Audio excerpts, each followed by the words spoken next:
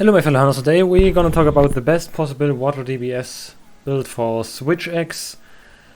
Like you've seen my other episodes for MHRI Switch X Morph, the first thing I gonna do is do the Morph, compare it with the other raw DPS sets or elemental DPS sets, Echoes, File, Poison File, whatever, other meta DPS Switch X's. The second part is I show you the build and how to craft the decoration, how to get these specific decoration materials and other stuff. And at the last point of the video I give you a 1 minute and 38 second run for Tobi-Kadachi, because I think Tobi-Kadachi is the best monster to play with a hunt with a water weapon, or maybe Anjanath or whatever. But I only choose Tobi-Kadachi because this is no speedrun video or whatever, this is just for gameplay. Okay, let's do the first thing and gonna... Yep. Okay, I know every one of my subscribers, I think, know this website. If you want, I can give you a link in the comments. All this data is only for just a quick reminder for the A-Zayar loop combo, and all this data is based on game version 1.1.2 in the training area, and Chom is weakness expert 1 Chom with a level 2 slot, free decoration slot.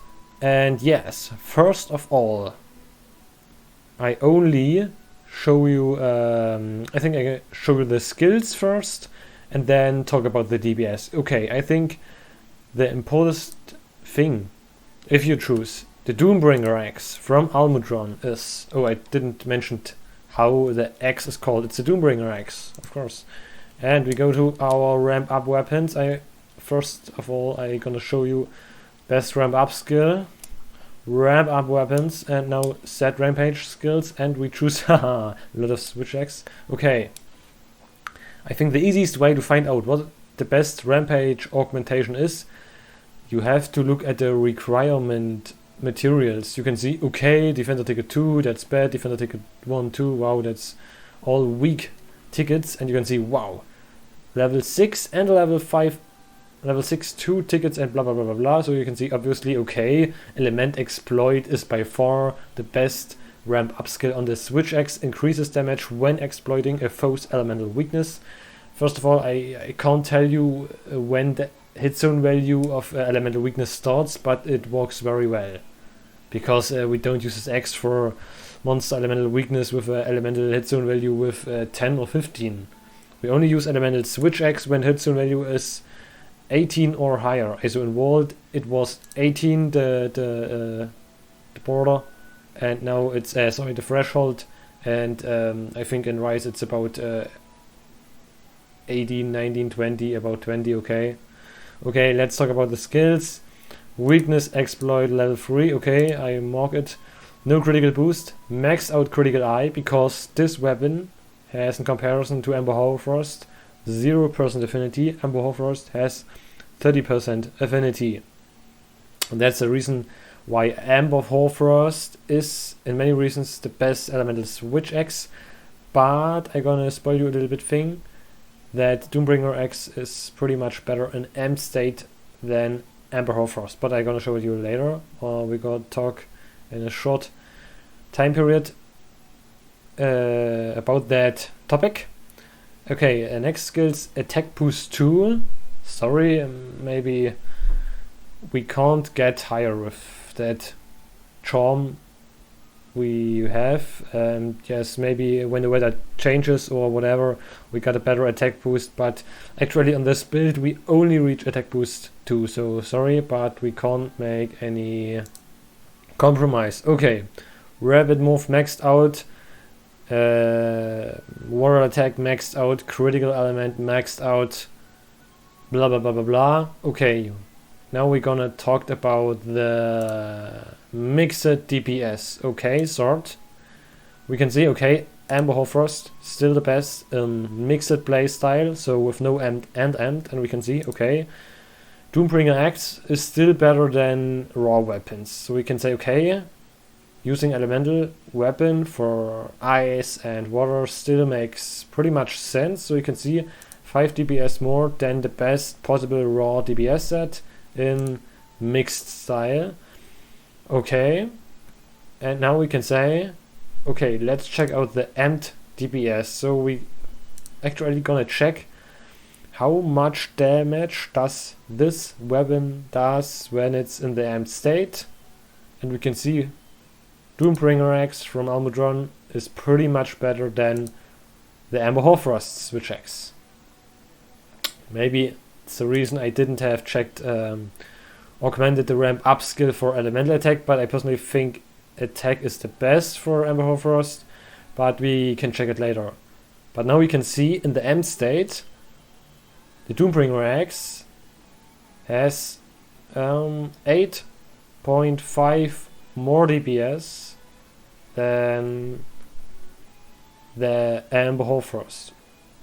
Okay, so that's very huge. And we now can compare us to the Magna Switch X, only with 227 DPS in amped state. So we can say Doombringer X is still 14 DPS better.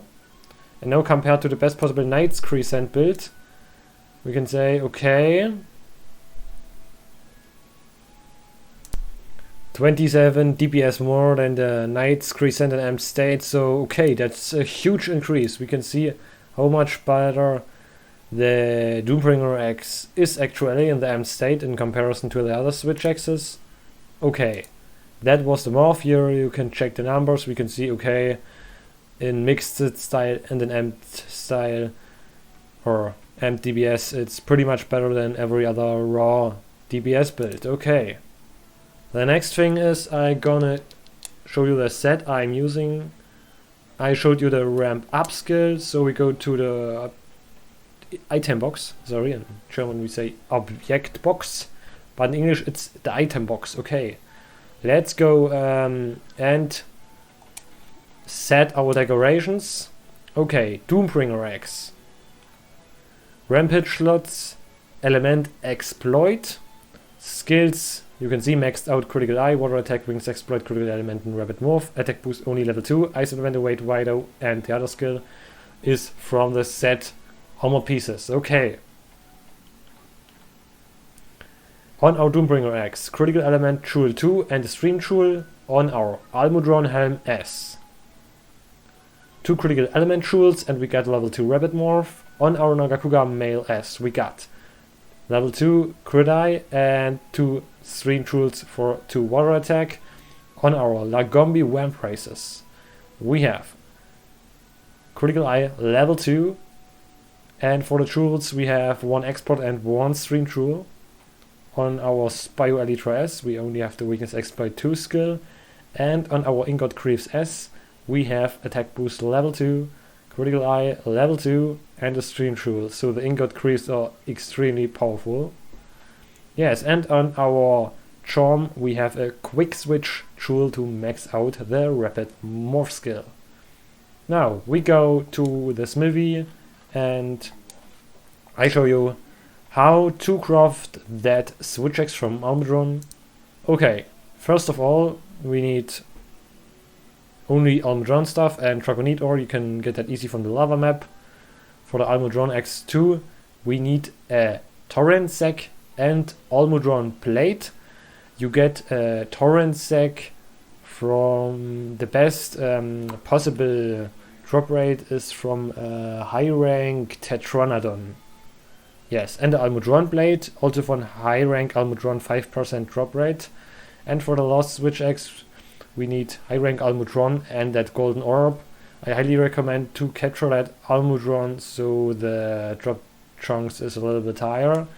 Now I show you the armor parts you need. Almudron S is obviously only Almudron stuff. Now to the torso we have Nagakuga stuff for our torso. Now our gloves, I think it's the important thing from Lagombi.